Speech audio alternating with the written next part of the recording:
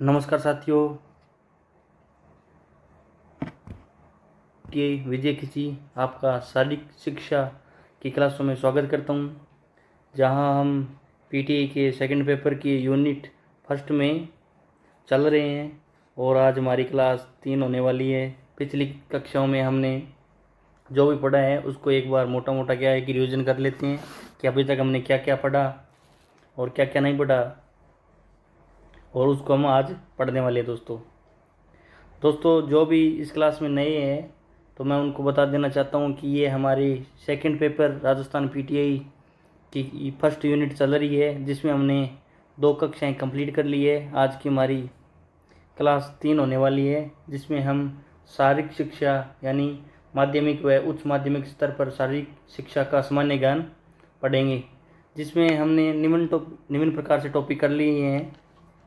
अगर हम बात करें जैसे शारीरिक शिक्षा का अर्थ, हमने अभी तक क्या है कंप्लीट कर लिया है। शारीरिक शिक्षा क्या है, इसका अर्थ क्या है, इसके इतिहास पर हमने चर्चा की थी दोस्तों। इसके बाद हमने शारीरिक शिक्षा की धारणाएं पढ़ ली दोस्तों। क्या पढ़ ली? धारणाएं। समाज में प्रचलित विभिन्न प्रकार की धारणाएं हैं जो शारीरिक शिक्षा को क्या मानती है।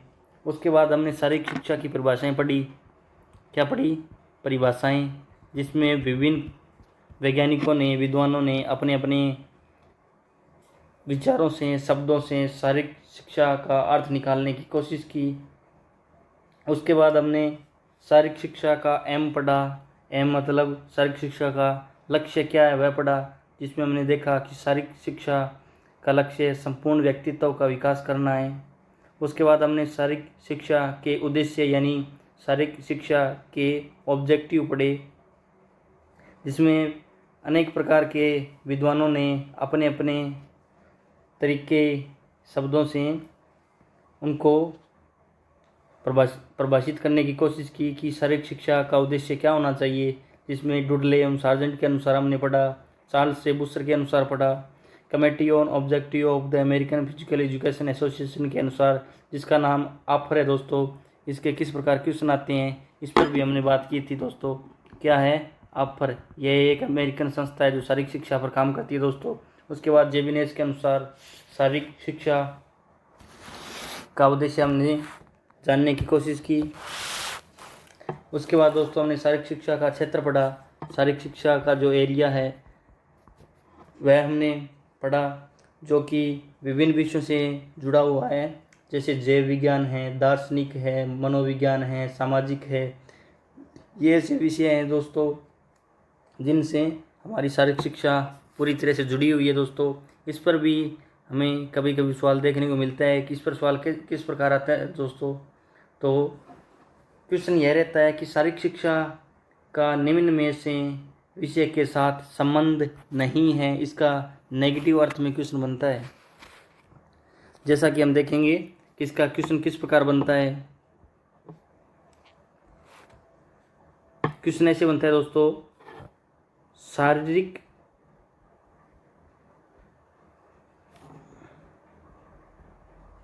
शिक्षा के क्षेत्र का विषय नहीं है। ऑप्शन ए में आता है जैव विज्ञान, ऑप्शन बी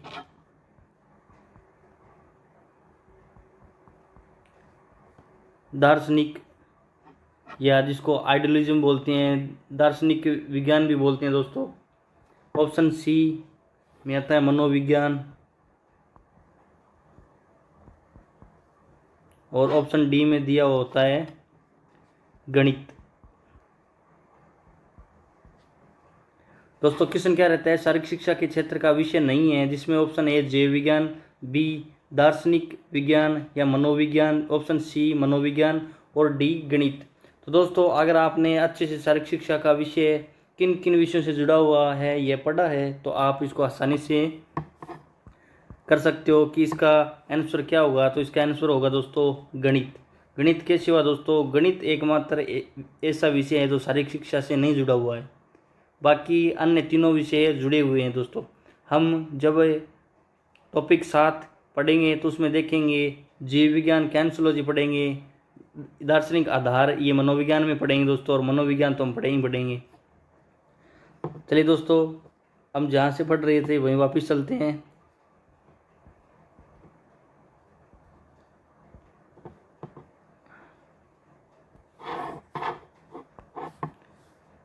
दोस्तों, अब तक हमने शारीरिक शिक्षा का क्षेत्र भी पढ़ लिया है। उसके बाद हमने शारीरिक शिक्षा की आवश्यकता, नीड क्या है शारीरिक शिक्षा की, और इम्पोर्टेंस भी क्या है, इम्पोर्टेंस भी पढ़ लिए दोस्तों। ठीक है, इसमें हमने पढ़ा व्यक्तित्व विकास किस प्रकार से होता है, शारीरिक वृद्धि और विकास भी पढ़ा, शारीरिक शिक्षा दक्षता विकास, संवेगात्मक विकास, न्यूरोमांसपेशी सामंजस्य, सामाजिक गुणों का विकास, व्यक्तित्व सामंजस्य। उसके बाद हमने शैक्षणिक विकास पढ़ा और उसके अंदर हमने सब टॉपिक देखे। मानसिक विकास टॉपिक 2 देखा, लोकतांत्रिक मूल्यों का बालक में विकास, और सब टॉपिक 3 में देखा नागरिकता के गुणों का विकास। उसके बाद हमने सामाजिक विकास देखा, और उसके बाद हम अंतिम क्लास में हमने देखा आर्थिक विकास। आर्थिक विकास ये हमारा टॉपिक दोस्तों रह गया था। दोस्तों, जो आर्थिक विकास है वह हमने अभी तक नहीं पढ़ा है दोस्तों। आज हम शारीरिक शिक्षा में आर्थिक विकास टॉपिक शुरू करने जा रहे हैं दोस्तों, शारीरिक शिक्षा की आवश्यकता तथा महत्व, इससे भी क्वेश्चन आता है। इससे किस प्रकार का क्वेश्चन आता है, इसको भी हम एक बार देखने की चेष्टा करते हैं, प्रयास करते हैं।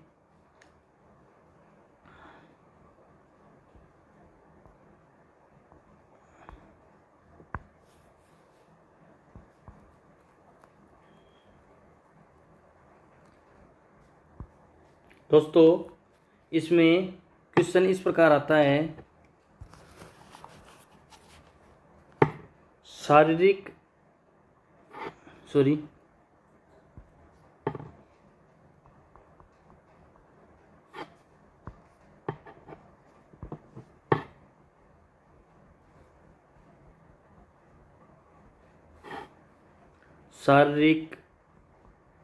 शिक्षा की आवश्यकता व महत्व किस दिशा या क्षेत्र में नहीं है। देखिए दोस्तों, यह क्वेश्चन है जो नकारात्मक फॉर्म में है। इसका अर्थ ये क्या होता है दोस्तों, ये क्वेश्चन हमसे क्या उम्मीद कर रहा है कि हम उस आंसर को चूज करें जो कि शारीरिक शिक्षा की आवश्यकता व महत्व के दायरे में नहीं आता है। जैसे मैं आपको ऑप्शन देता हूँ। ऑप्शन नंबर 1 व्यक्तित्व विकास,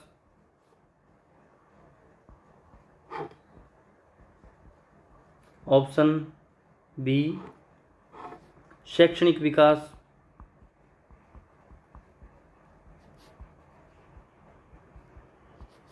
ऑप्शन सी सामाजिक विकास,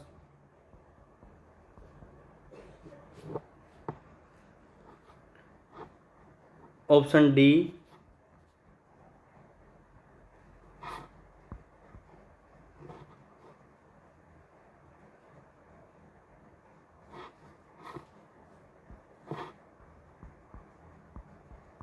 राजनीतिक विकास।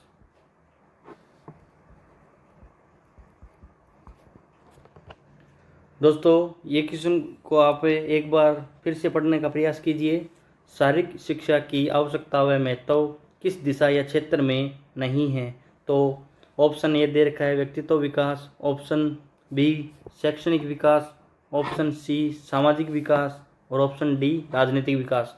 दोस्तों, कुछ हद तक शारीरिक शिक्षा है वह व्यक्ति में राजनीतिक गुणों का भी विकास करती है।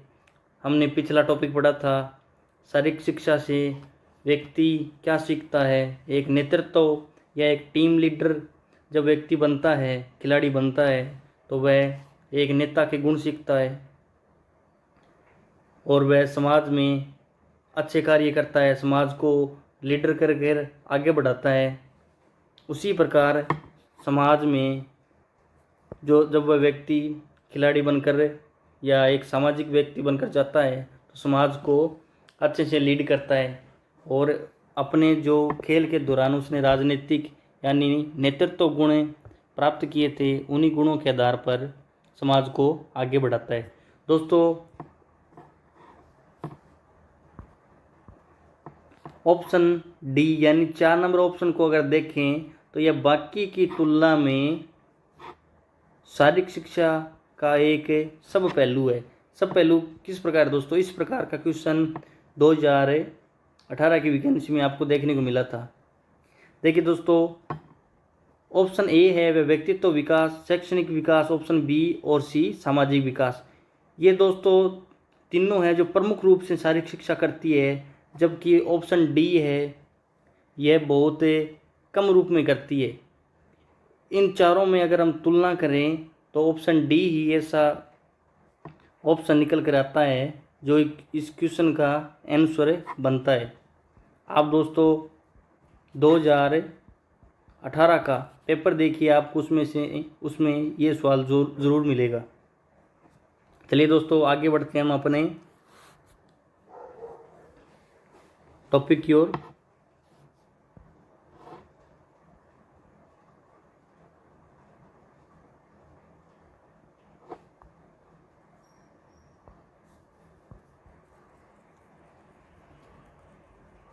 दोस्तों, कल हमने आर्थिक विकास टॉपिक छोड़ दिया था, आज वहीं से शुरू करते हैं। दोस्तों शारीरिक शिक्षा व्यक्ति का आर्थिक विकास भी करती है। यह किस प्रकार करती है दोस्तों, इसको भी हम समझते हैं। देखिए दोस्तों, आर्थिक विकास, जब आप दोस्तों एक अच्छा खिलाड़ी बनते हो तो शारीरिक शिक्षा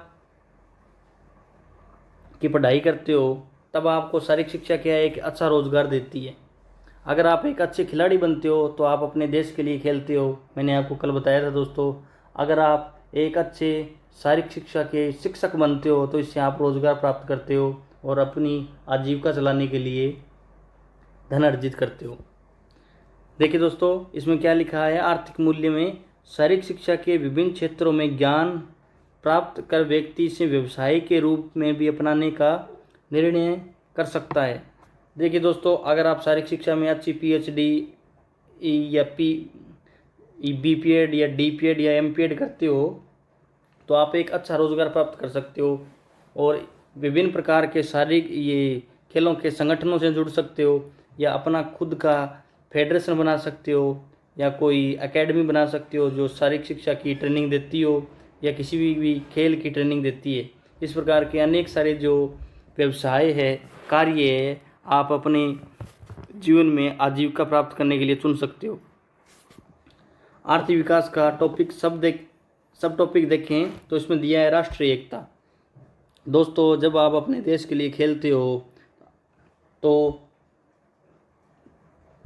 उदाहरण के लिए देखें दोस्तों, जब IPL चलते हैं या वर्ल्ड चैम्पियनशिप होती है, जैसे अभी क्या है कि क्रिकेट वर्ल्ड चैम्पियनशिप हुई थी जिसमें विभिन्न देशों ने भाग लिया था, तो वहीं हमारी भारतीय टीम ने भी भाग लिया।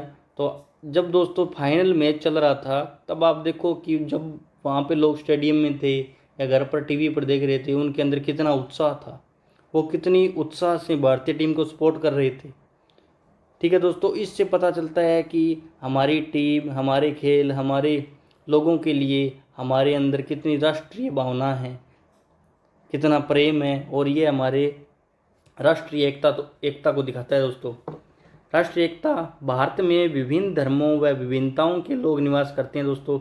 जैसा कि क्रिकेट टीम में हिंदू भी है, मुस्लिम भी है, सिख भी है, तो ये सभी क्या है दोस्तों, जब अपने भारत के लिए खेलते हैं तो क्या करते हैं, एक टीम को पूरी तरह से लीड कर अच्छी टीम का कॉम्बिनेशन बनाकर खेलते हैं दोस्तों, जिससे क्या है कि इनकी विजय की राह सफल हो जाती है।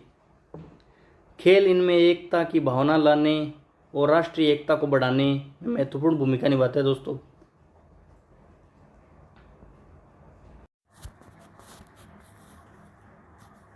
आर्थिक विकास में अगला है अंतर्राष्ट्रीय समझ। इसमें दोस्तों खेलों व शारीरिक शिक्षा के अंतर्राष्ट्रीय आयोजन विभिन्न देशों के खिलाड़ियों को व्यक्तिगत मेल मिलाप का अवसर प्रदान करते हैं। इनके द्वारा लोगों को नज़दीक लाकर परस्पर अनुभवों एवं वैश्विक भाईचारे की भावना को बढ़ाने का अवसर मिलता है। इसका कहने का अर्थ ये है दोस्तों, जब आप एक प्लेयर के रूप में अदर किसी स्टेट या कंट्री में जाते हो तो वहाँ पर आप जब जाते हो तो आपको वहाँ पर बहुत सारे अलग अलग कंट्री के लोग देखने को मिलते हैं। जब आप उनको देखते हो, उनकी भाषा को सुनते हो, उनके रहन सहन, उनकी संस्कृति, उनके विचारों से रूबरू होते हो, तब आपको ये पता चलता है कि हमारे से और भी बहुत सारी ऐसी संस्कृतियां हैं जो अलग अलग क्षेत्रों में विद्वान हैं। वहीं दोस्तों वो लोग आपकी भाषा, बोली, रहन सहन, खान पान को देखते हैं और आप उनसे सीखते हो और वे आपसे सीखते हैं। इस प्रकार खेलों के माध्यम से भाईचारे की भावना को बढ़ावा मिलता है दोस्तों। अब हम चलते हैं अपने नेक्स्ट टॉपिक पर, शारीरिक शिक्षा की भ्रांतियाँ।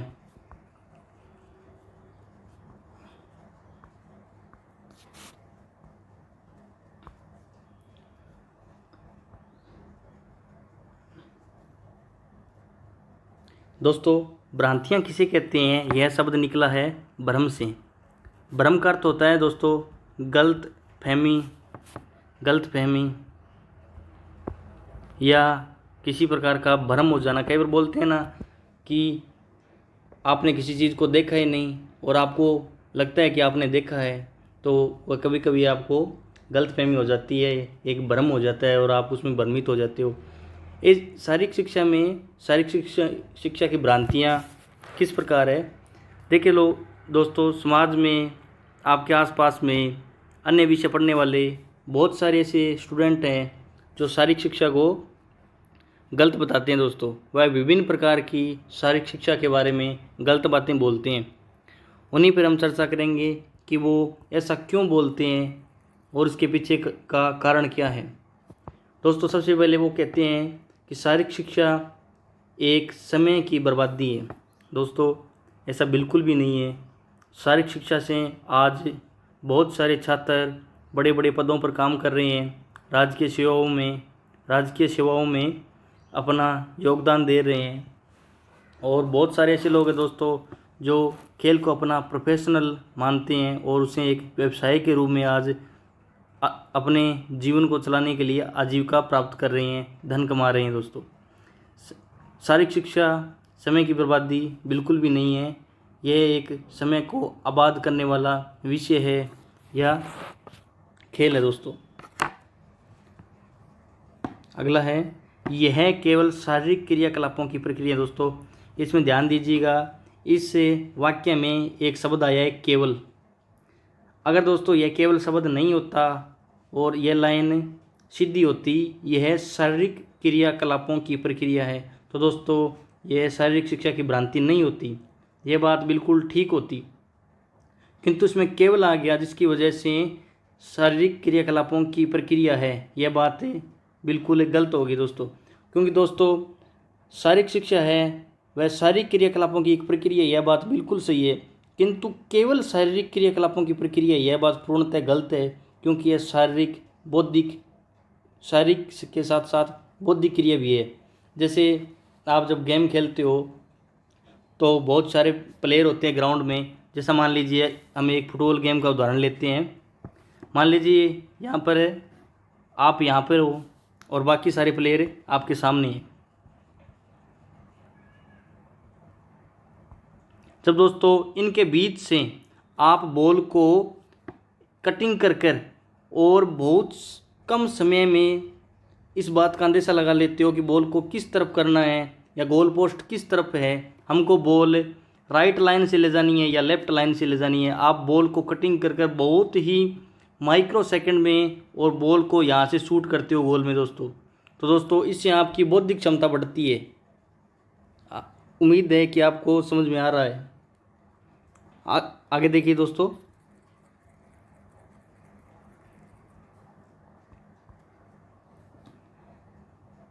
3 नंबर में यह अनुशासनहीनता व उद्दंडता गुणों का विकास करती है दोस्तों। ये शारीरिक शिक्षा की एक भ्रांति है दोस्तों, ये गलतफहमी है लोगों को कि शारीरिक शिक्षा पढ़ने से या बच्चा ग्राउंड जाने से अनुशासनहीन होता है और उद्दंडता करता है।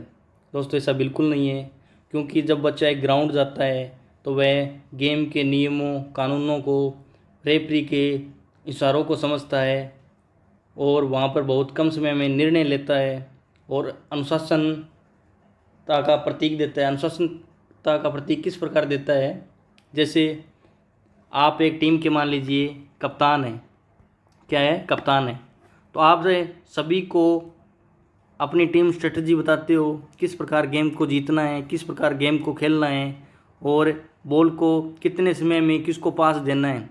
जब आप सारी रणनीति बनाते हो तो इसमें अनुशासन बहुत ज़रूरी होता है। बगैर अनुशासन के आप एक अच्छी रणनीति या एक अच्छा नेता नहीं बन सकते हो दोस्तों। अगर आप रियल में ग्राउंड से जुड़े हुए व्यक्ति हो या खिलाड़ी हो तो आपको इस बात का पता होगा, अगर एक खिलाड़ी में अनुशासनहीनता आ जाए, मतलब उसको घमंड आ जाए, तो उसका गेम जीरो होने लगता है दोस्तों और उसका भविष्य भी धीरे धीरे ख़त्म होता जाता है दोस्तों। चलिए आगे बढ़ते हैं। 4 नंबर में है यह कठिन विषयों के बीच का अंतराल है। अंतराल का मतलब दोस्तों, जैसे आप एक बार में कठिन काम करते हो और उसके बाद आपको मनोरंजन की ज़रूरत पड़ती है और उसके बाद कठिन काम करते हो और फिर कठिन काम करते हो। तो दोस्तों यह कह रहा है कि शारीरिक शिक्षा जो बीच में आपको क्या मिलता है, अंतराल मिलता है, ये शारीरिक शिक्षा अंतराल के लिए बनी हुई है। जबकि दोस्तों ऐसा बिल्कुल नहीं है। आप खुद सोच कर देखिए दोस्तों, जब एक बच्चा कठिन वर्क करता है उसके बाद उसको खेलने का मौका मिलता है, क्या वह खेलने के बाद दोबारा इस कठिन वर्क को करने के लिए आएगा? आप खुद सोचिए दोस्तों, मान लीजिए आप एक छोटे बच्चे हो और आप करीब 6 या 7th क्लास के बच्चे हो, आपको 2 घंटे के लिए मैथ और साइंस पढ़ाया जाता है, उसके बाद बोला जाता है कि आप जाओ खेलो। तो दोस्तों मैथ पढ़ने के बाद बच्चा अगर ग्राउंड जाता है तो उसकी ग्राउंड में इतनी ज़्यादा रुचि हो जाएगी कि वह दोबारा मैथ और साइंस की तरफ देखेगा भी नहीं दोस्तों। वह खेल को ही अपना प्रोफेशनल गेम और आजीवन चलाने के लिए धन अर्जित करने लगेगा। वह अपना सब कुछ के खेल में ही लगा देगा दोस्तों। जैसा जो रियल प्लेयर है उसके साथ ऐसा बहुत बार होता है दोस्तों। चलिए दोस्तों आगे बढ़ते हैं। दोस्तों ये शारीरिक शिक्षा की भ्रांतियाँ हम पढ़ रहे हैं, इसमें ज़्यादा सोचने वाली तो बात है नहीं, पर कॉमन सेंस की बातें ज़रूर है। अगर आप कॉमन सेंस यूज़ करते हो, अपना मतलब सामान्य बुद्धि आप अपनी यूज़ करते हो, तो आप खुद सोच सकते हो कि शारीरिक शिक्षा की कौन सी भ्रांतियाँ हैं और कौन सी भ्रांतियाँ नहीं हैं दोस्तों। हम इन पर एक एक उदाहरण लेकर चल रहे हैं, ज़्यादा उदाहरण नहीं लेंगे दोस्तों, क्योंकि ये इतना कठिन नहीं है, ना इतना बड़ा कोई रॉकेट साइंस है। चलिए शुरू करते हैं। 5 नंबर में देखिए, शारीरिक शिक्षा निम्न शैक्षणिक स्तर है दोस्तों। ये कहना ये जाता है जो आपकी शारीरिक शिक्षा है, फिजिकल एजुकेशन है, ये फिजिकल एजुकेशन विषय है ना दोस्तों, इसका जो शैक्षणिक यानी बौद्धिक स्तर निम्न है। कहने का अर्थ है ये कि जो बच्चा शारीरिक शिक्षा पढ़ता है उसका बौद्धिक स्तर बहुत निम्न है इसी विषय के अनुरूप। पर दोस्तों ऐसा बिल्कुल भी नहीं है, क्योंकि दोस्तों जब एक बच्चा शारीरिक शिक्षा पढ़ता है दोस्तों, तो आपने पीछे पढ़ा होगा कि शारीरिक शिक्षा किन किन विषयों से जुड़ी हुई है दोस्तों। जब एक बच्चा शारीरिक शिक्षा पढ़ता है तो वह जीव विज्ञान पढ़ता है, जीवों की संरचनाओं के बारे में पढ़ता है, उनकी बनावट के बारे में पढ़ता है। ठीक है, जैसे दोस्तों हम पढ़ते हैं कि एक घोड़ा और एक गाय है। क्या दोस्तों, एक घोड़ा है प्लस में एक गाय है, तो देखिए दोस्तों लगभग दोनों की बॉडी समान है। गाय के 4 पैर होते हैं, घोड़े के भी 4 पैर होते हैं, गाय के एक पूंछ होता है, वैसे ही घोड़े के भी पूंछ होता है। लगभग बॉडी इनके समान है, लगभग वेट भी एक जितना होता है। किंतु देखिए दोस्तों, घोड़ा है वह सबसे तेज़ भागता है, जबकि गाय घोड़े के जितनी नहीं भाग पाती। क्यों नहीं भाग पाती? जब हम जीव विज्ञान पढ़ते हैं तो घोड़े की शरीर की जो बनावट होती है ना दोस्तों, वह भागने के लिए होती है दोस्तों। उसकी मांसपेशियाँ इस प्रकार से डिज़ाइन की हुई होती है कि वह जब भागता है तो उसकी स्पीड को वो है इंक्रीज करती है, उसकी स्पीड को बढ़ाती है। जैसे देखिए दोस्तों, एक बिल्ली है और एक कुत्ता को उदाहरण लेते हैं दोस्तों। एक बिल्ली है, एक मान लेते हैं कैट है और एक डॉग है। तो दोनों को उदाहरण लेते हैं। दोनों की बॉडी स्ट्रक्चर लगभग एक जैसी है, किंतु बिल्ली की जो हड्डियां हैं वो बहुत ज़्यादा लचीली है, और वहीं कुत्ते की देखें तो वह बहुत ज़्यादा कठोर है और बिल्ली की बहुत ज़्यादा लचीली है। तो दोस्तों, शारीरिक क्रिया करने में सबसे जो अधिक सक्रिय रहती है वह बिल्ली रहती हैं, और जो सबसे कम सक्रिय रह पाता है वह कुत्ता रह पाता है। क्यों रह पाता है दोस्तों? क्योंकि उनकी बॉडी का डिज़ाइन इसी प्रकार हुआ है। जीव विज्ञान पढ़ता है और क्या पढ़ता है दोस्तों? जीव विज्ञान के साथ साथ वह दार्शनिक आधार पढ़ता है, दर्शन भी पढ़ता है दोस्तों। उसके साथ साथ मनोविज्ञान पढ़ता है, उसके साथ साथ वह सामाजिक पढ़ता है। दोस्तों, इतने सारे विषय जब वह पढ़ता है, और शारीरिक शिक्षा तो पढ़ता ही पढ़ता है दोस्तों, तो आप खुद सोचिए कि उस बच्चे का बौद्धिक स्तर निम्न किस प्रकार होगा।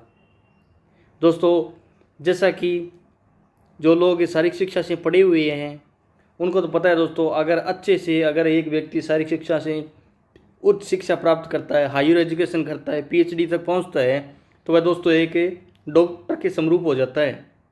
उसका आईक्यू लेवल इतना अधिक हो जाता है। दोस्तों, यह सारी जो भ्रांतियां दे रखी है ये केवल और केवल भारत में ही प्रचलित है।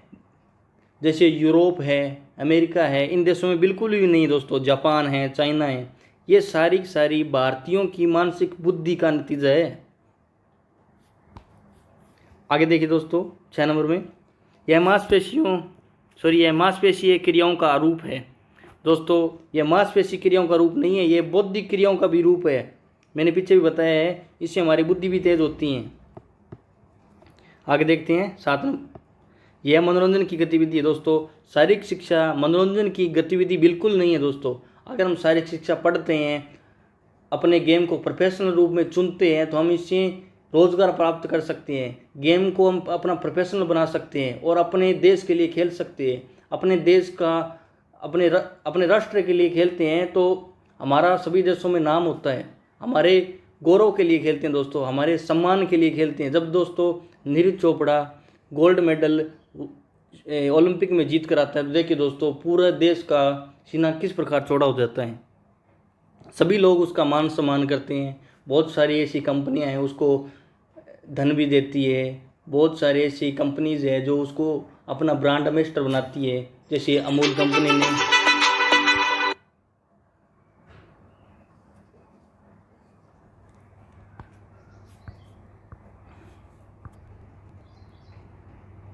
आगे बढ़ते हैं।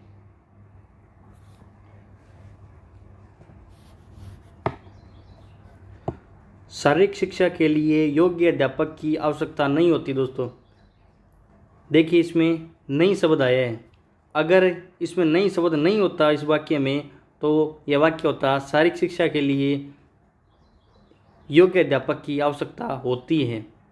जबकि इस लाइन में दे रखा है कि शारीरिक शिक्षा के लिए योग्य अध्यापक की आवश्यकता नहीं होती।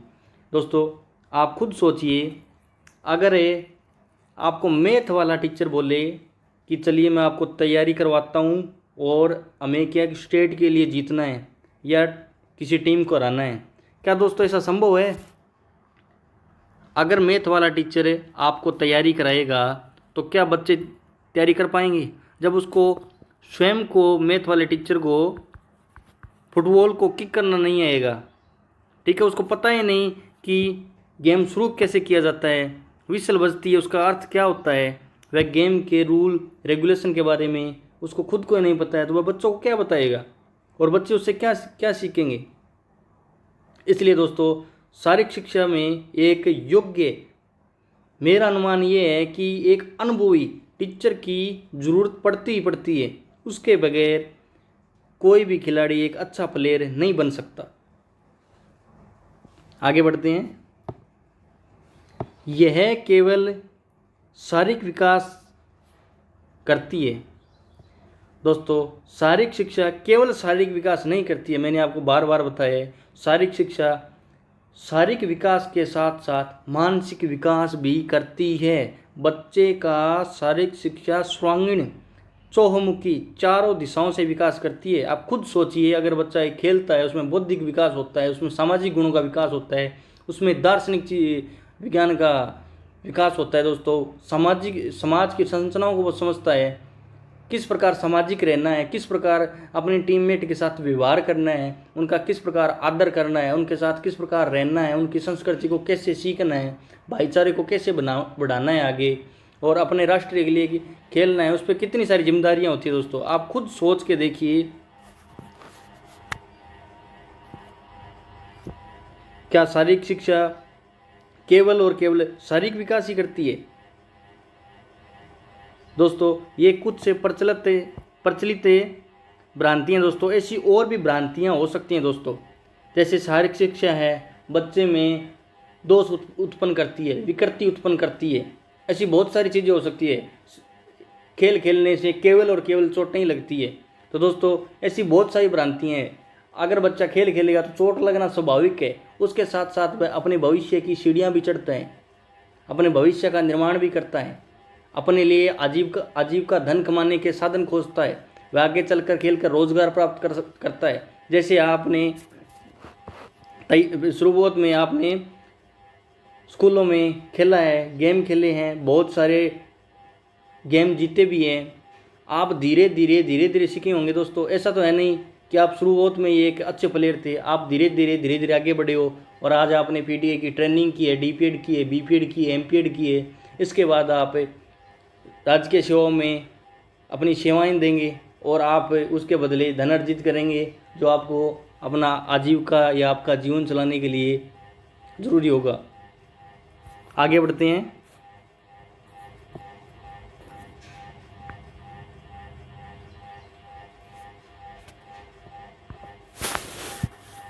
आगे है वंशानुक्रम। वंशानुक्रम से दोस्तों आप क्या समझते हो? जब आपके सामने वंशानुक्रम शब्द आता है तो इसको आप दो भागों में बांट सकते हो, इसको तोड़ सकते हो, जैसा कि वंश प्लस से अनुक्रम। ये दोस्तों इसका संधि विच्छेद भी कह सकते हो आप। देखो, वंश का अर्थ क्या होता है दोस्तों? जैसे आपके परदादा हैं, फिर आपके दादा हैं, फिर आपके पिताजी हैं, फिर आप हो, फिर आपके आने वाले संतानें हैं, फिर उनके आने वाली भावी पीढ़ियाँ हैं। इस प्रकार से जो क्रम चला है ना दोस्तों, इसी को वंश क्रम कहते हैं दोस्तों।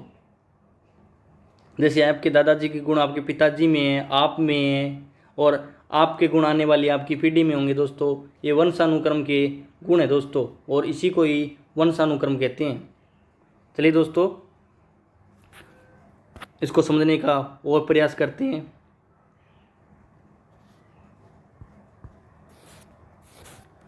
वंशानुक्रम को अंग्रेजी में हेरिडिटी कहते हैं दोस्तों। आप इसको इंग्लिश में भी याद रखिए, क्योंकि कभी कभी वंशानुक्रम का जो शब्द है उसका जो मीनिंग है वो बदल जाता है। कैसे बदलता है वो आप आगे देखेंगे। कि कई बार बोलते हैं ना आप कि यह लाइन सीधी है, ठीक है, यह लाइन बिल्कुल सीधी है, यह लाइन थोड़ी सी सीधी है, पर दोस्तों सीधी है। इसी प्रकार वंशानुक्रम को अलग अलग शब्दों में अलग अलग रूप में पुकारा जाता है। जब हम आगे बढ़ेंगे तो आप देखोगे उसको किन किन नामों से पुकारा जाता है। जैसे दोस्तों, वंशानुक्रम को वंश परंपरा भी कहते हैं, पैतृक गुण भी कहते हैं, अनुवांशिकता भी कहते हैं, बायोलॉजिकल भी कहते हैं। चलिए दोस्तों, आगे शुरू करते हैं। वंशानुक्रम को अंग्रेजी में हेरिडिटी कहते हैं। यह शब्द लैटिन भाषा के शब्द हेरिडेटस से बना है दोस्तों। हेरिडेटस नामक का एक विद्वान भी है जो यूनान में प्रसिद्ध हुआ। उसके बारे में हम जब दार्शनिक आधार पढ़ेंगे उसमें उनको भी पढ़ेंगे। वंशानुक्रम का तात्पर्य व्यक्तियों में एक पीढ़ी से दूसरी पीढ़ी को ट्रांसफर हस्तांतरित होने वाले बौद्धिक, मानसिक और शारीरिक एवं अन्य व्यक्तिगत, जैसे हमारी बॉडी लंबी है, नाटी है, ऐसे व्यक्तित्व संबंधी गुणों से हैं दोस्तों। इसमें कहने का अर्थ ये है कि वंशानुक्रम क्या है, जो हमारे बौद्धिक गुण हैं, जो हमारा आईक्यू है, प्लस से हमारा शरीर है, हमारी मजबूती है, बॉडी है, प्लस से इसमें दे रखा है व्यक्तित्व, पर्सनैलिटी।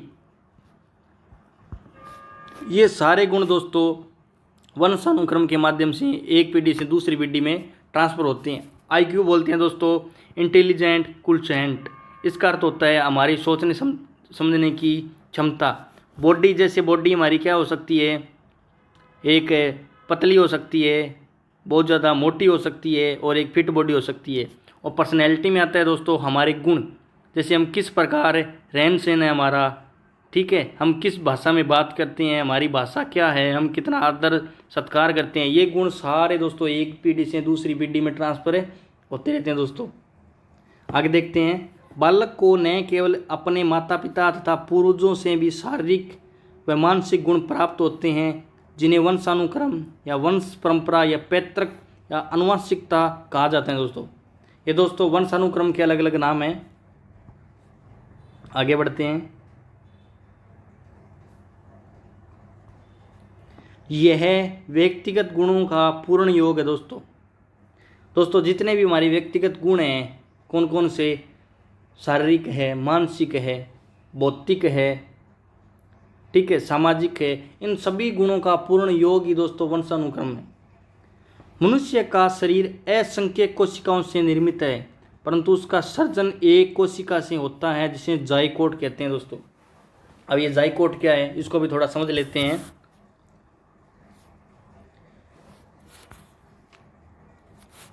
पहले देखिए दोस्तों, हम कुछ से बेसिक चीज़ें समझते हैं, तभी हमको समझ में आएगा कि जाइकोट क्या है।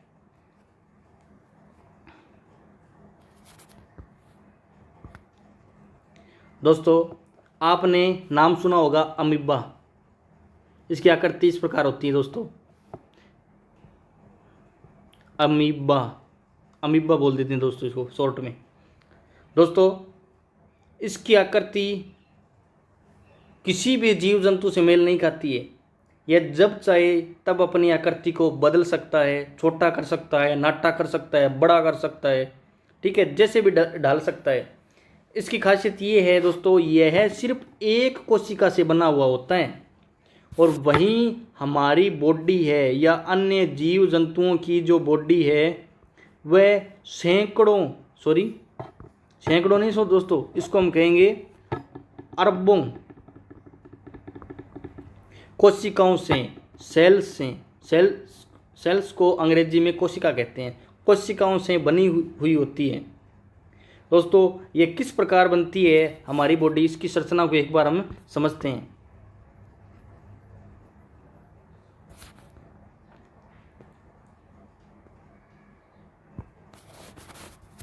दोस्तों यह मान लीजिए एक कोशिका है। एक कोशिका बहुत सारी कोशिकाओं को जन्म देती है, हजारों, सैकड़ों, लाखों कोशिकाओं को जन्म देती है। ये सारी कोशिकाएं मिलकर दोस्तों उत्तक बनाती है। दोस्तों क्या बनाती है, उत्तक बनाती है। जैसे हमें आगे जब बायोलॉजी पढ़ेंगे, जीव विज्ञान पढ़ेंगे, हम समझेंगे उत्तक कितने प्रकार के होते हैं। शोनजी उत्तक है, नॉर्मल उत्तक है, ठीक है, सरल उत्तक है, इनको हम आगे चलकर पढ़ेंगे, ठीक है दोस्तों। उत्तक मिलकर अंग बनाते हैं दोस्तों, जैसे हाथ है, आँख है, कान है, नाक है, घुटना है, पैर है, जबड़ा है, ये सारे क्या है, अंग है दोस्तों, ठीक है। ये हमारा मान लेते हैं ऐसे करके, घुटना है, ये पैर हो गया। दोस्तों संसाधनों की कमी है, जिसकी वजह से डायग्राम अच्छा नहीं बन पा रहा है। हम कोशिश कर रहे हैं कम संसाधनों में आपको बेहतर ये मटेरियल पहुंचाएं और आपकी तैयारी अच्छी हो। दोस्तों अंग बनकर क्या बनाते हैं, बॉडी बनाते हैं। मान लीजिए ये मनुष्य की बॉडी है, अंग मिलकर दोस्तों बॉडी बनाते हैं। इस प्रकार हमारी संपूर्ण बॉडी का निर्माण होता है। अब बात आती है जाइकोट। अब जाइकोट किसे कहते हैं और जाइकोट होता क्या है उसको भी समझ लेते हैं। देखिए दोस्तों, जब एक शुक्राणु प्लस से एक अंडाणु दोनों का जब क्या होता है, निषेचन होता है, तब दोस्तों जाइकोट बनता है। जाइकोट से दोस्तों पहले जीन बनता है जो कि एक कोशिकीय होता है। जब वह लिक्विड जैसा होता है तब उसे जीन कहते हैं, और तब उसमें अगर जीव आ जाता है तो उसे जाइकोट कहते हैं। दोस्तों यह प्रक्रिया 1 से 7 दिन के बीच की होती है। उम्मीद आपको समझ में आया होगा, नहीं आया तो मैं एक बार फिर कोशिश करता हूँ आपको समझाने की।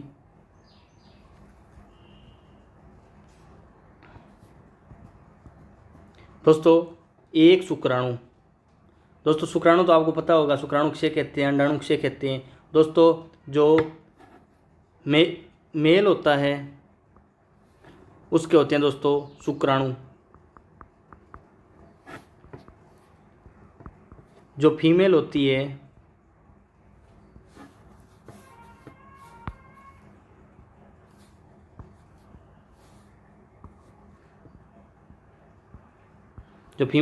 उसके होते हैं दोस्तों अंडाणु। जब अंडाणु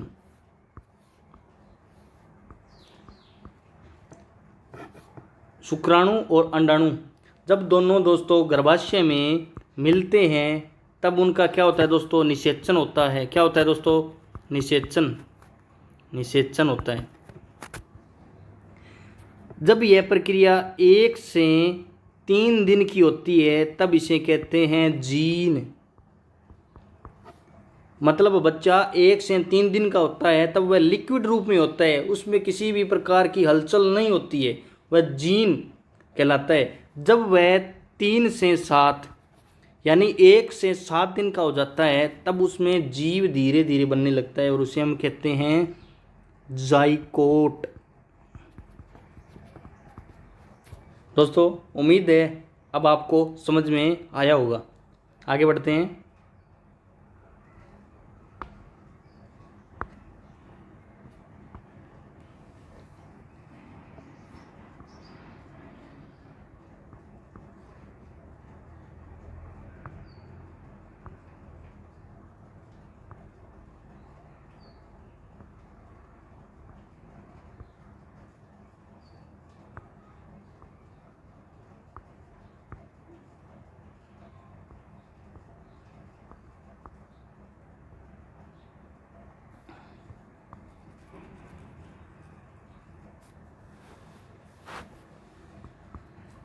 आगे बढ़ते हैं।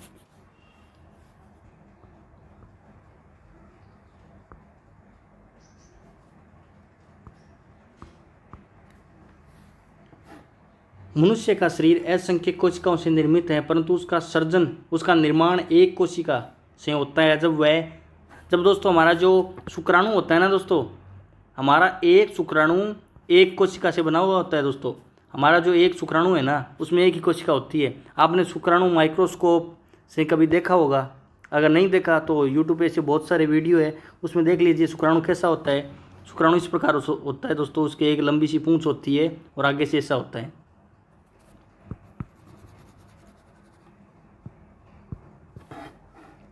जाइकोट पुरुष के शुक्राणु और महिला के अंडाणु के संयोग यानी निषेचन होने पर अस्तित्व में आता है। आगे एक महान विद्वान है जिन्होंने वंशानुक्रम को परिभाषित करने की कोशिश की है, बीएन झा। कौन है दोस्तों, बीएन झा के अनुसार वंशानुक्रम व्यक्ति की जन्मजात योग्यता का पूर्ण योग है। दोस्तों इनकी कई बार परिभाषाएं भी परीक्षा में सीधे सीधे रूप में पूछ ली जाती है कि किन महोदय के अनुसार वंशानुक्रम व्यक्ति की जन्मजात योग्यताओं का पूर्ण योग है। दोस्तों ऐसे भी सवाल 2013 की भर्ती में आए हुए हैं। जब आप उनके PYQ प्रीवियस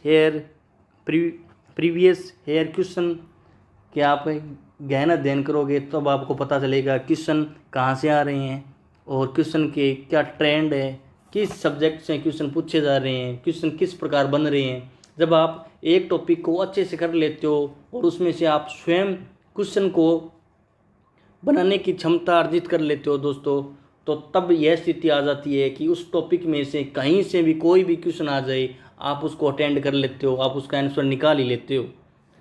मुझे उम्मीद है आप इस प्रकार की पढ़ाई करें। आगे एक और महोदय है जिन्होंने भी वंशानुक्रम को परिभाषित करने की कोशिश की है। वंशानुक्रम माता पिता द्वारा संतानों को जैविकीय बायोलॉजिकल, दोस्तों क्या अर्थ है इसका, बायोलॉजिकल।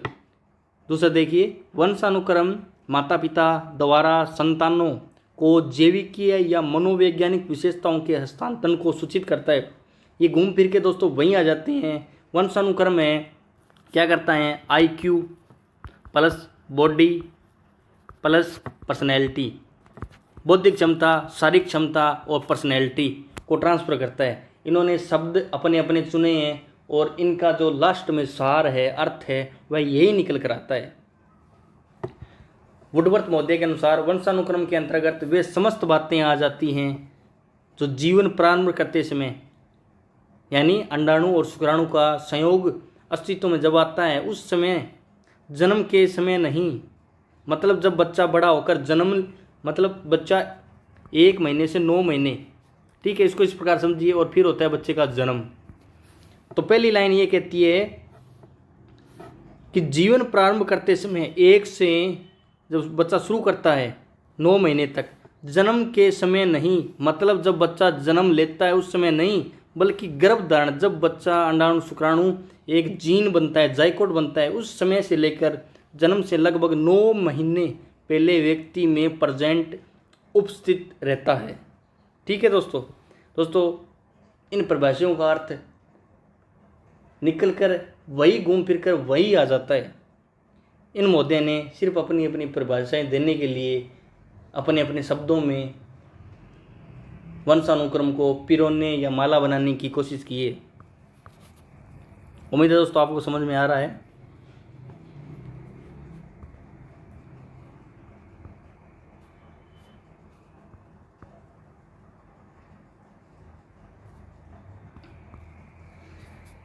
चलिए दोस्तों एक छोटी सी बात समझ लेते हैं। जो नेक्स्ट टॉपिक हम वातावरण कर रहे हैं उसके लिए आपको समझने में आसानी पैदा करेगी। दोस्तों मान लीजिए ये आपके दादाजी है, यहाँ पे आपके पिताजी हैं और यहाँ पे आप स्वयं हो। आप अपनी पीढ़ी के तीसरे वंशज हो, एक यहाँ से चली, दूसरी और तीसरी। चलिए दोस्तों आप पकड़ते हैं जो मेन पॉइंट है उसको। देखिए, आप सोच कर देखिए, जब आपके दादाजी का जीवन था वो किस प्रकार का था, तब वातावरण कैसा था, वातावरण किस प्रकार का था। उसमें दोस्तों देसी खान पान था, बढ़िया संस्कृति थी, किसी भी प्रकार की वेश्यावृत्ति नहीं थी, पर्यावरण बहुत शुद्ध था, इतना धुआं, शोर शराबा, उद्योग धंधे नहीं थे, जीवन बहुत ही सीधा साधा था। लोग अपना जीवन खुशहाली से बिता रहे थे और जीवन उन लोगों का लंबा था और मजबूत और निरोगी भी था। दोस्तों आप आज भी देखिए, जो पुराने हमारे दादाजी है वह कितनी उम्र जी रहे हैं, वो 80-80 साल तक जी रहे हैं दोस्तों। 80, कई तो ऐसे हैं जो सेंचुरी को भी क्रॉस कर चुके हैं, 100 साल तक जी रहे हैं। और एक आप देखिए, जो लोग शहरों में रहते हैं या उनका वातावरण बदल गया है, मान लीजिए आपके 2 दादाजी थे, एक दादाजी गांव में रहने लगे और दूसरे दादाजी शहर चले गए, तो दोस्तों इस बात की पूरी गारंटी है कि अगर आपके गांव वाले दादाजी 80 साल जिए होंगे, 80 साल जीवन यापन किया है, तो वहीं आपके शहर वाले दादाजी 55 के आसपास ही सिमट गए, मतलब भगवान को प्यारे हो लिए। अब देखिए दोस्तों, अब आपके पिताजी का जीवन है, जब ये दोस्तों आपके दादाजी के समय की जो संस्कृतियाँ थी, रीति रिवाज थे, तो वो पिताजी के समय थोड़े अपडेट हो चुके थे, मतलब उनमें थोड़ा परिवर्तन आ चुका था। कुल मिलाकर पिताजी का जीवन दादाजी जैसा नहीं रहा। दादाजी ने बहुत सारी गाड़ियाँ, शोर शराबे, प्रदूषण भी पिताजी ने झेला है। बहुत सारी प्रदूषण हैं, बीमारियां हैं, ठीक है, इनको झेला है और उनसे अधिक आपने झेला है। इस प्रकार जैसे जैसे वातावरण बदलता गया, बीमारियों, ठीक है, और भी परेशानियों ने आपको घेरना शुरू कर दिया और आपकी धीरे धीरे आयु कम होती गई। वहीं आपके दादाजी अगर 80 साल जी रहे हैं तो आपके पिताजी 70 के आसपास जी रहे हैं और आपकी आयु 60 हो गई है। आप 60 या 65 तक ही जी पाओगे। क्यों दोस्तों? क्योंकि वातावरण बहुत ज़्यादा परिवर्तित हो चुका है, अशुद्ध हो चुका है। ये हमारे जीवन में प्रभाव डालता है। कौन? वातावरण। दोस्तों, ना तो पहले जैसे पेड़ पौधे रहे, ना पहाड़ रहे, ना नदियाँ रही, ना जंगल रहे। जंगलों की भी कटाई हो गई, नदियों में इतनी सारी प्लास्टिक की गंदगियाँ आ गई, पहाड़ों को काट दिया गया, उनसे खोद कर खनिज तत्व निकाल लिए गए, पेड़ों को काट कर नए नए फर्नीचर वगैरह बना लिए गए। तो दोस्तों, सब कुछ जो हमारे आसपास में जो भौतिक चीज़ें थी उनमें सब में परिवर्तन आ गया है दोस्तों। देखिए दोस्तों, जब हम इतिहास पढ़ते हैं तो अरावली पर्वतमाला पढ़ते हैं दोस्तों। क्या पढ़ते हैं? पर्वतमाला। आपने अगर इतिहास पढ़ा होगा या ज्योग्राफी पढ़ी होगी तो आपको पता होगा कि पहाड़,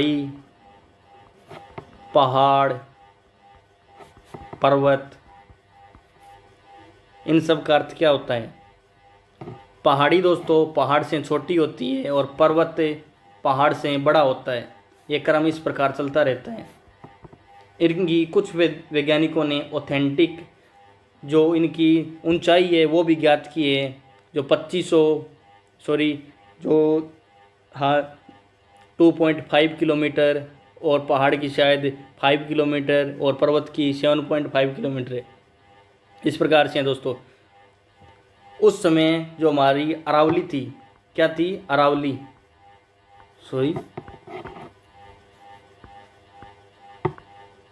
थी ना, वो पर्वतमाला थी, पर्वत थी, और आज वह अरावली पहाड़ी की श्रेणी में आ चुकी है दोस्तों। मतलब है लोगों ने अपने लाभ के लिए या उद्योगों के लिए उसमें इतना ज़्यादा खनन किया है, उसकी खुदाई की है और उसकी चोटी को काट दिया, पहाड़ी को खोद कर उद्योगों में ले गई, जिसकी वजह से आज वह अरावली पर्वतमाला नहीं, अरावली पहाड़ी है। रियल में तो आज अरावली पहाड़ी है, जबकि आज भी हम किताबों में या पुराने ग्रंथों में अरावली पर्वतमाला पढ़ते हैं। उम्मीद है आपको समझ में आया होगा। चलिए अपना टॉपिक शुरू करते हैं। आपको कुछ बेसिक बातें मैंने समझाने की कोशिश की, आपको उम्मीद है समझ में आई है। वातावरण से तात्पर्य दो प्रकार के वातावरण है दोस्तों। एक है भौतिक वातावरण, एक है सामाजिक वातावरण। दोस्तों दोनों में अंतर है, मैं आपको अभी समझा देता हूँ कि भौतिक वातावरण कौन सा होता है और सामाजिक वातावरण कौन सा होता है।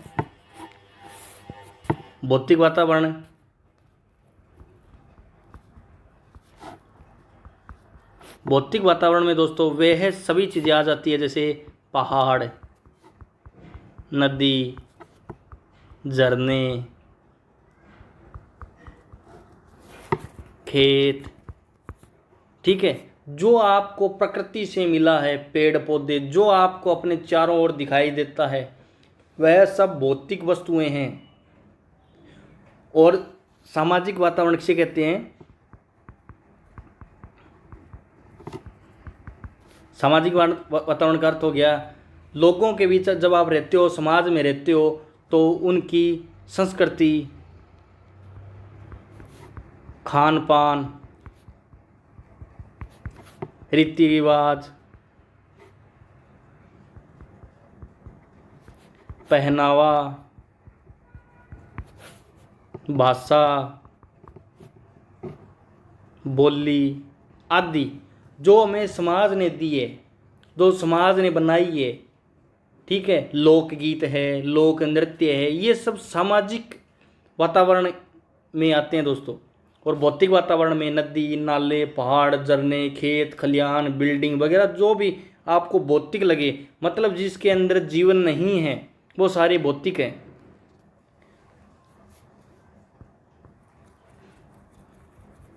चलिए, आपको इन दोनों का अर्थ समझ में आ गया होगा, क्या अर्थ है। वातावरण से तात्पर्य दो प्रकार के वातावरण से हैं, भौतिक वातावरण और सामाजिक वातावरण।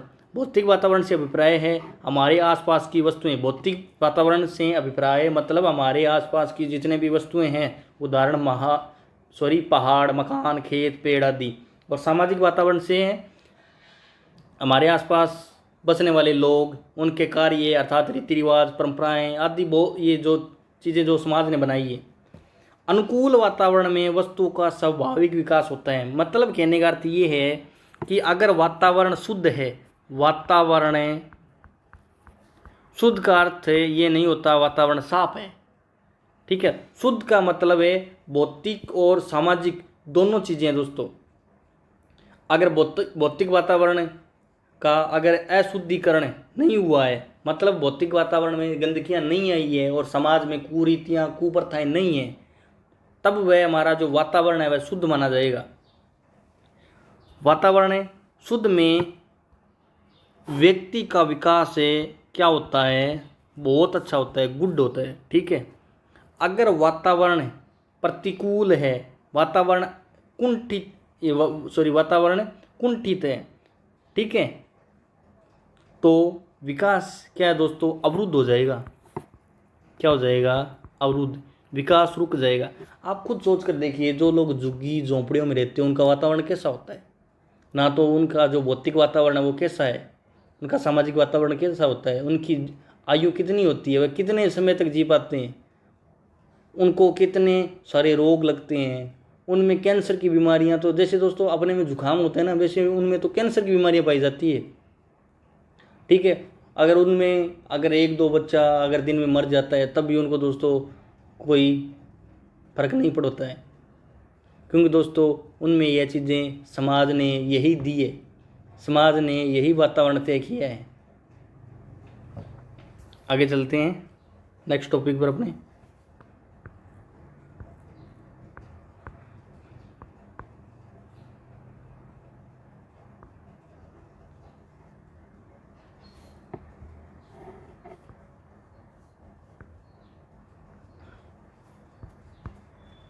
सामाजिक और मनोवैज्ञानिक दृष्टि से पर्यावरण के अंतर्गत वे सभी वस्तुएं आती हैं जो मानव के विकास एवं उसके सामाजिक संबंधों को परिभाषित करती हैं। इसी कारण मनोवैज्ञानिकों ने इसे सामाजिक वंशानुक्रम की संज्ञा दी। दोस्तों उम्मीद आपको समझ में आई होगी लाइन। जे.एस. रोस महोदय के अनुसार पर्यावरण कोई बाहरी शक्ति नहीं है। सॉरी पर्यावरण कोई बाहरी शक्ति है जो हमें प्रभावित करती है। देखिए दोस्तों, मान लीजिए ये हम स्वयं हैं और ये हमारे आसपास का पर्यावरण है। ये दोस्तों मान लीजिए बाहरी शक्ति की तरह है। पेड़ पौधे हैं, नदी है, नाले हैं, समाज की रीतियाँ हैं, कुरीतियाँ हैं, अच्छी प्रथाएँ हैं, नृत्य है, ये हमें क्या करते हैं, प्रभावित करते हैं। दोस्तों ये हमें प्रभावित हर समय, एनी टाइम, हर घड़ी, हर दिशा, हर मौसम में प्रभावित करते हैं। इन्हीं से हम सीखते हैं और इन्हीं से ही हमारा चरित्र का निर्माण होता है। प्रभावित कर, यहाँ से देखिए दोस्तों, पर्यावरण कोई बाहरी शक्ति है जो हमें प्रभावित करता है और विकास में योगदान देता है। हमारा कैसा भी विकास हो, अच्छा विकास हो, बुरा विकास हो, उसमें हमारा योगदान देता है। चाहे हमें एक इंजीनियर बने या एक क्रिमिनल बने, इसमें हमारा विकास होता है। दोस्तों विकास अच्छा भी हो सकता है और बुरा भी हो सकता है, ये दोनों फॉर्म में होता है। डेवलपमेंट पॉजिटिव में हो सकता है और नेगेटिव में भी हो सकता है। आगे देखते हैं, वुडवर्थ महोदय के अनुसार वातावरण में वे सब बाह्य तत्व आ जाते हैं जिन्होंने व्यक्ति को जीवन आरंभ करने के समय से ही प्रभावित किए हैं। दोस्तों जब व्यक्ति जन्म लेता है तब से लेकर हमारा वातावरण व्यक्ति को प्रभावित करता है। अपितु जब बच्चा माँ के गर्भ में होता है तभी भी वातावरण उसको, बच्चे को प्रभावित करता ही करता है। अगर आप कॉमन सेंस या सामान्य बुद्धि से सोचेंगे तो आपको पता चल जाएगा, आपको जवाब मिल जाएगा। दोस्तों, शारीरिक शिक्षा एक रॉकेट साइंस नहीं है, मैं आपको बार बार कहता हूँ। यह बहुत अच्छा विषय है। अगर आप इसमें रुचि लाते हो ना, तो यह आपको जीवन में बहुत कुछ देगा। अन्य विषयों के मुकाबले ये बहुत सरल है। इसमें आप बहुत जल्दी से रोज़गार भी प्राप्त कर सकते हो, अपना जीवन में सुधार भी ला सकते हो, आप हेल्थी भी रह सकते हो, अपने स्वास्थ्य के प्रति ध्यान दे सकते हो, लोगों को जागरूक कर सकते हो, आप एक अच्छा प्लेयर तैयार कर सकते हो। दोस्तों, शारीरिक शिक्षा में बहुत सारे स्कोप है दोस्तों, बहुत स्कोप है। आपके पास जीवन में बहुत ऑप्शन है। अगर आप शारीरिक शिक्षा के विषय है शारीरिक शिक्षा के शिष्य है, या स्टूडेंट हैं, या छात्र है, विद्यार्थी हैं, तो चलिए आगे देखते हैं। अगला हमारा टॉपिक है वर्दी और विकास। वर्दी और विकास। दोस्तों, जैसा कि मैंने आपको कहा था,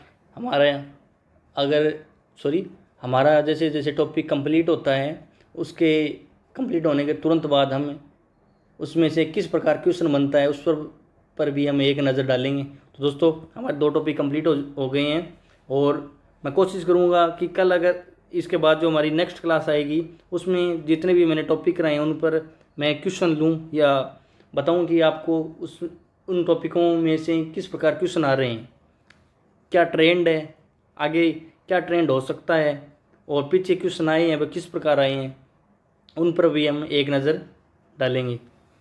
चलिए आगे बढ़ते हैं और अपने टॉपिक पर वापस आते हैं। वर्दी और विकास। दोस्तों, वर्दी के साथ साथ विकास होता है, चाहे वह नेगेटिव फॉर्म में हो चाहे पॉजिटिव फॉर्म में। जैसे जैसे बच्चा बड़ा होता जाता है, उसी प्रकार विकास भी उसके साथ साथ चल पड़ता है। अब ये किस प्रकार चल पड़ता है उसको भी हम समझ लेते हैं।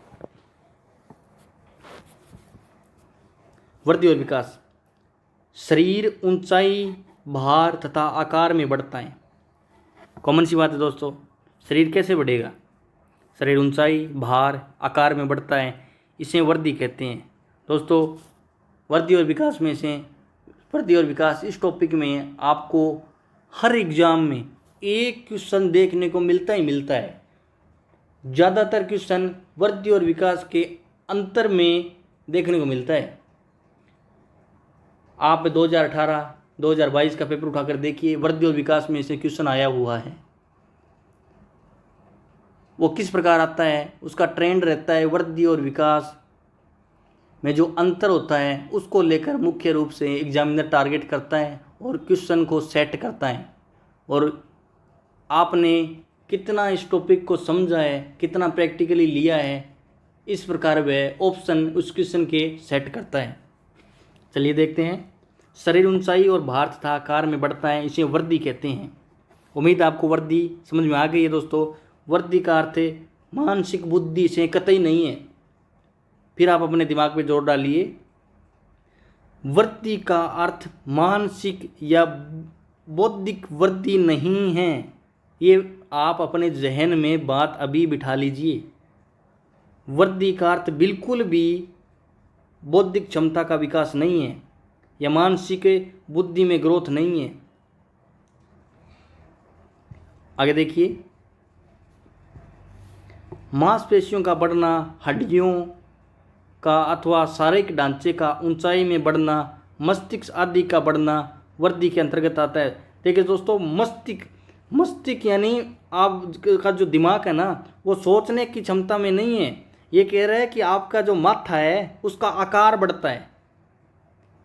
जैसे आप जन्म लेते हो, आपका सिर छोटा सा होता है ना, आपका सर छोटा होता है।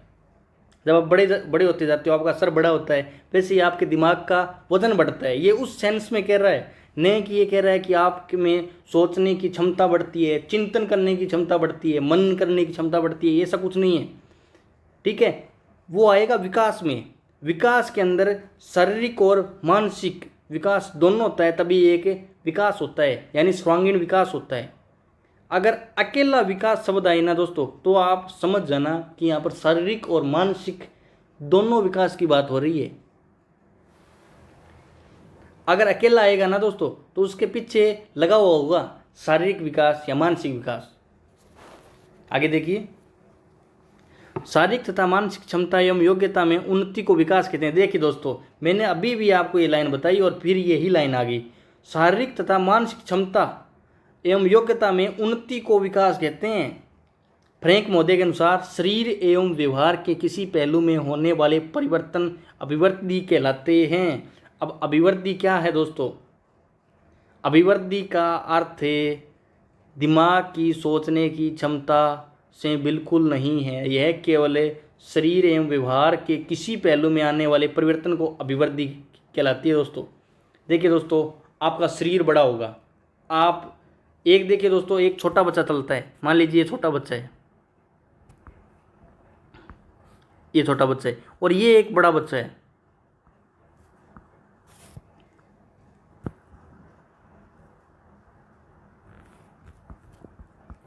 अब आप देखिए, एक छोटा बच्चा चलेगा और एक बड़ा आदमी चलेगा, दोनों की चाल में कितना परिवर्तन आएगा।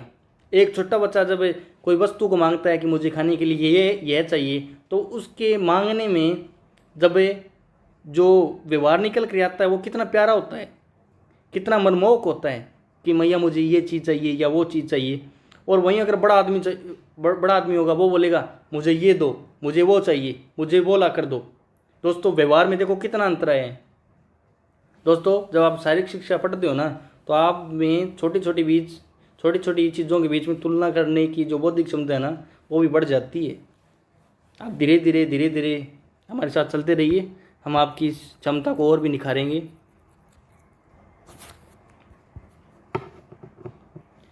प्रथम 3 वर्षों में बालक के विकास की प्रक्रिया बहुत तीव्र होती है दोस्तों। यह क्वेश्चन 2018 की भर्ती में आया हुआ है दोस्तों। आप आज ही पेपर डाउनलोड करिए और देखिए कि उसमें लिखा हुआ है कि किस आयु में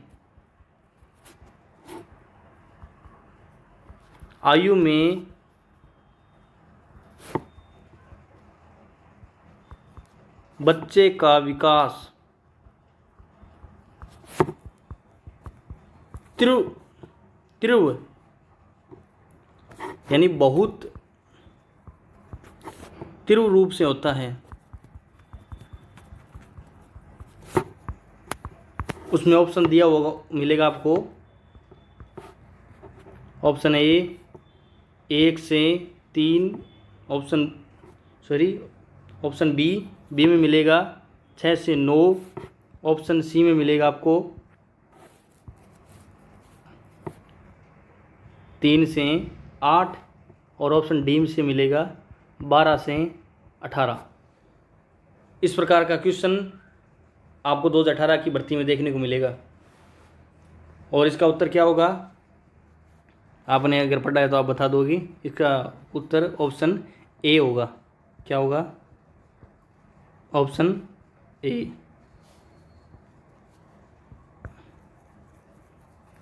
चलिए आगे बढ़ते हैं और देखते हैं।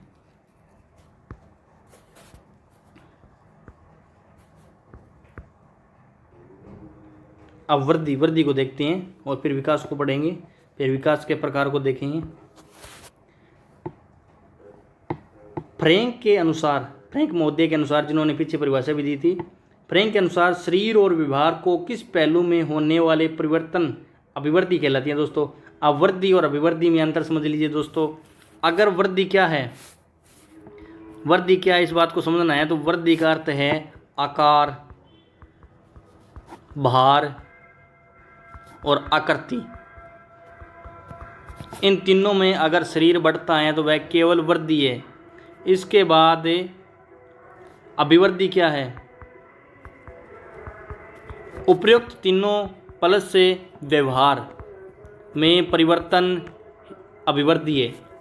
इसके बाद जो विकास है वो किस प्रकार होगा, वो भी हमें इस टॉपिक में देखेंगे।